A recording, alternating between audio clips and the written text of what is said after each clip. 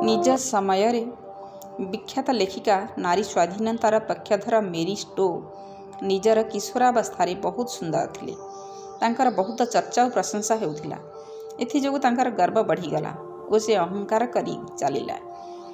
तांकर पिता एक कथा जानिबारु से झील को डाकी आदर कले झील किशोर अवस्थार सौंदर्य प्रकृतिर दान। यही अनुदान सकाशे तार प्रशंसा हेबा उचित। तुम्हें जदि गर्व करिबा कथा तो 60 वर्ष बयस दर्पण देखि करिब जे तुम्हें सही प्रकृतिर दान को दीर्घ समय पर्यंत अक्षुण्ण रखी निज बुद्धिमतार परिचय दे पारिल कि नाही। यही शिक्षार परिणाम स्वरूप मेरी स्टो निजर अहंकार त्याग करी जने समाजसेवी रूपे विकसित हो पारिथिले। ओडिया अखाणी ज्योति जनवरी 2020 पृष्ठ संख्या 6।